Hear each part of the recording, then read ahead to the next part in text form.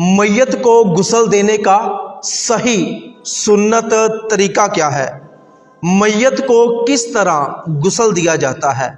अभी हम आपको प्रैक्टिकली दिखाएंगे सवाब की नीयत से और सीखने की नीयत से। वीडियो को आखिर तक मुकम्मल देखिएगा। तो चले शुरू करते हैं। जिस तख्ते पर मैयत को गुस्ल देना हो उस तख्ते पर मैयत को कपड़े उतार कर लेटा दें और मैयत की नाफ से लेकर मैयत के घुटनों तक ये सतर का हिस्सा है, इस सतर के हिस्से को किसी मोटे कपड़े से छुपा दें ताकि मैयत का सतर नजर ना आए, बेपर्दगी ना हो। मैयत को गुस्ल देने के लिए एक टब में बेरी के पत्तों वाला नीम गर्म पानी लें। मैयत के ऊपर पानी डालने के लिए साथ एक बर्तन, डोंगा वगैरह ले, एक साबुन ले ले और थोड़ी सी रुई ले ले। इसके बाद आपने सबसे पहले मैयत को इस्तिंजा करवाना है। मैयत को इस्तिंजा करवाने के लिए सबसे पहले अपने हाथ पर दस्ताना वगैरह, कपड़ा वगैरह, कोई शापर वगैरह लपेट लें। मैयत को इस्तिंजा करवाने के लिए आपने अपना बायां हाथ इस्तेमाल करना है। फिर आपने क्या करना है कि मैयत के जो सतर के हिस्से पर आपने कपड़ा डाला हुआ है उस कपड़े के नीचे से अपना हाथ दाखिल करें और मैयत की आगे वाली और पीछे वाली शर्मगाह को साफ करें। ज़रूरत पड़ने पर मैयत को आप करवट के बल भी कर सकते हैं, मैयत की टांग वगैरह भी उठा सकते हैं। खूब अच्छे तरीके से इस्तिंजे वाली जगह को साफ करें, पानी बहा दें। मैयत को इस्तिंजा करवाने के बाद आपने जो दस्ताना, कपड़ा या शोपर वगैरह अपने हाथ पर चढ़ाया हुआ था उसको निकाल कर कचरे में फेंक दे। इसके बाद आप अपने हाथों को अच्छे तरीके से धो लें। अब आपने मैयत को वुज़ू करवाना है। वुज़ू करवाने के लिए आपने सबसे पहले मैयत का दायां हाथ अच्छे तरीके से धोना है। फिर आपने मैयत का बायां हाथ अच्छे तरीके से धोना है। इसके बाद आपने थोड़ी सी रुई ले लेनी है, उसको पानी के अंदर गीला करके मैयत के होंठों पर, मैयत के दांतों पर अच्छे तरीके से फेरना है। इसके बाद आपने फिर से थोड़ी सी रुई लेनी है, उसको पानी में भिगोना है और मैयत के दोनों नाक के नथनों में अच्छे तरीके से वो गीली रुई फेर देनी है।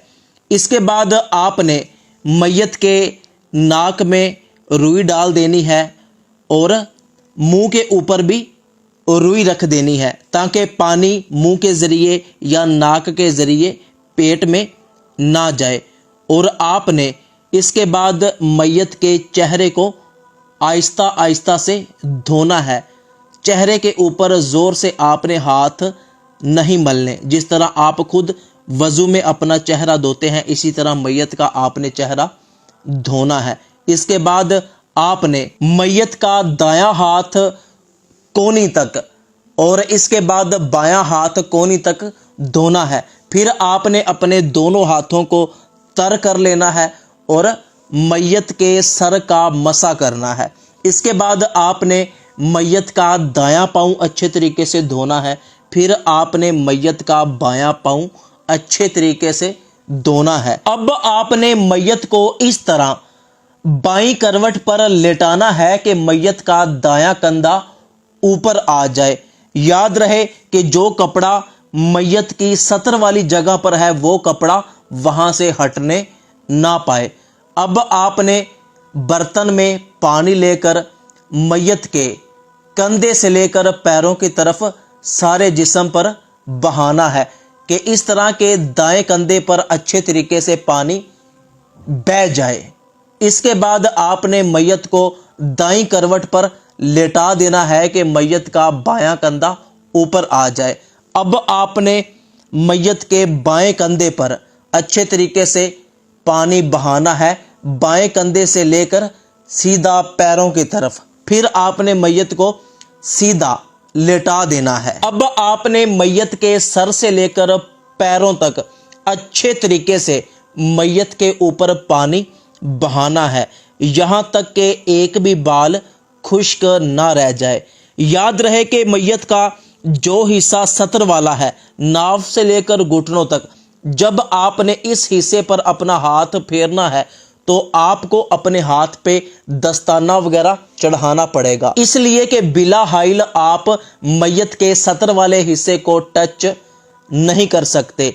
आपको लाजमी अपने हाथ के ऊपर दस्ताना या कपड़ा वगैरह रखना पड़ेगा जब आप मैयत के सतर वाले हिस्से पर हाथ फेरेंगे। ये बात भी याद रहे कि जब आपने मैयत के सतर वाले हिस्से पर पानी डालना है तो कपड़ा उठाकर भी डाल सकते हैं, इस तरह के आपकी नज़र मैयत के सतर वाले हिस्से पर ना पड़े, और कपड़े के ऊपर से भी डाल सकते हैं जबकि आपको यकीन हो कि कपड़ा अपने ऊपर से पानी को अच्छे तरीके से नीचे ले जाएगा और मैयत का सारा जिस्म पानी के साथ गीला हो जाए, पानी वहां पर बह जाए। इसके बाद आपने मैयत को करवट के बल करके मैयत की कमर वाले हिस्से पर भी अच्छे तरीके से पानी बहाना है, वहां पे हाथ फेरना है। अगर किसी जगह आपको शक है कि जिस तरह मैयत की टांगों के दरमियान वाला हिस्सा या मैयत की बगलें वगैरह वहां पर पानी अभी तक नहीं लगा, तो मैयत के बाजू को उठाकर आप मैयत की बगलों के नीचे से भी पानी ज़रूर बहाएं। इसी तरह मैयत के टांगों के दरमियान भी पानी को ज़रूर पहुंचाएं, यहाँ तक कि मैयत के जिस्म का कोई भी ऐसा हिस्सा ना हो जहां पर पानी ना बहा हो। अब मैयत को थोड़ा सा ऊपर करके बिठाएं जहां तक मैयत ऊपर हो सके, और मैयत के पेट पर हाथ फेरें ताकि अगर कोई चीज़ जिस्म के अंदर से बाहर निकलने वाली है तो वो शर्मगाह के ज़रिए बाहर निकल जाए। मैयत को दोबारा से इस्तिंजा करवा दें। अब मैयत को दोबारा गुस्ल देने की हाजत नहीं है। ज़रूरत पड़ने पर आप मैयत को साबुन के साथ भी नहला सकते हैं, लेकिन बेरी के पत्ते भी वही काम करते हैं जो साबुन काम करता है। तो दोस्तों, वो लोग जो मैयत को गुस्ल देने वाले हो, उनका मैयत को गुस्ल देते वक्त अपना बावज़ू होना ज़रूरी है। सवाब की नीयत से इस वीडियो को अपने तमाम दोस्तों तक ज़रूर पहुंचाइएगा। हमारी टीम की हौसला अफजाई के लिए वीडियो को लाइक कमेंट शेयर ज़रूर कीजिएगा। और अगर कहीं पर आपको ऐसा लगे कि हमने कोई चीज़ बयान नहीं की या हम किसी गलती पर हैं तो कमेंट में हमारी इस्लाह ज़रूर कीजिएगा।